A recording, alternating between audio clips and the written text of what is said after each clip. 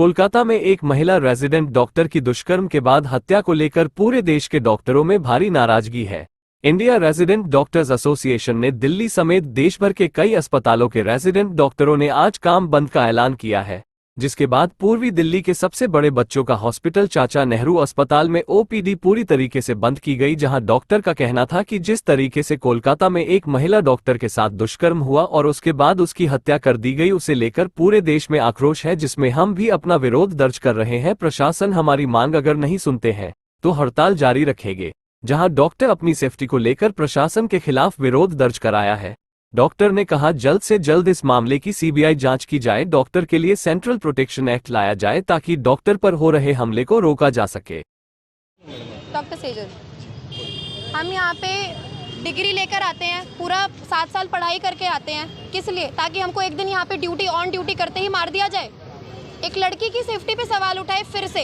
हर 3-4 सालों में कुछ ऐसा क्राइम होना ज़रूरी है जिसके बाद ऐसी जनता जागती है। इनको कोई बीच में तो होश आता नहीं है। हमें अपनी ड्यूटी छोड़ के ये सब करना पड़ता है ताकि आप जैसे लोगों की आंखें खुले, फिर भी नहीं खुलती है। पता नहीं कौन से अपराधी सड़क पे ऐसे खुलेआम घूम रहे हैं। उस लड़की के साथ जो भी उसरात हुआ है उसका तो कोई माफ़ी तो है नहीं। किसी को फांसी देना ये भी कोई इलाज नहीं है उस चीज़ का। मकसद ये है कि उस बच्चे का केस, उसके माँ बाप को इंसाफ मिले, जल्दी से जल्दी वो केस निपटाया जाए और आगे सेंट्रल प्रोटेक्शन एक्ट जो है, जो वर्क प्लेस पे जो डॉक्टर है वो भी सेफ फील करे।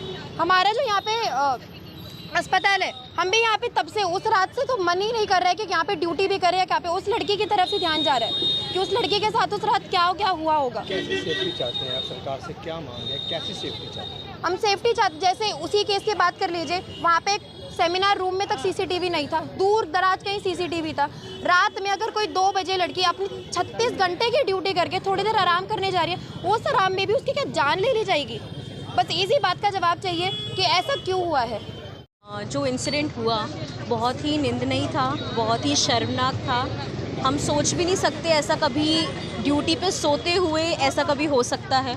हमने न्यूज़ में जो देखा हमारे रोंगटे खड़े हो गए थे, हमारे घर वाले डर गए थे। हमें अब जब भी ड्यूटी के लिए जाना पड़ता है, नाइट ड्यूटी के लिए जाना पड़ता है, हमें 10 बार सोचना पड़ता है कि कभी भी कोई भी अंदर घुस सकता है।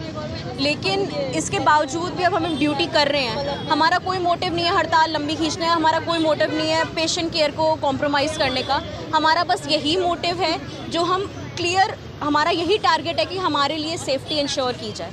हम सेफ़ रहेंगे, पेशेंट सेफ़ रहेंगे। हम सेफ़ नहीं रहेंगे, हम पेशेंट का ध्यान नहीं रख सकते। हमें बस सेफ्टी चाहिए। हमें जो भी उस लड़की के साथ हुआ जल्दी से जल्दी जस्टिस चाहिए। उस जितने भी लोग थे, 1 था 2 थे, जितने भी लोग थे, उस बंदे को फांसी हो कुछ नहीं हो, लेकिन उसके माँ बाप के साथ जो हुआ उसके बारे में कोई भी सोच भी नहीं सकता। खबरों के ताज़ा अपडेट के लिए चैनल को लाइक, शेयर और सब्सक्राइब करना ना भूले।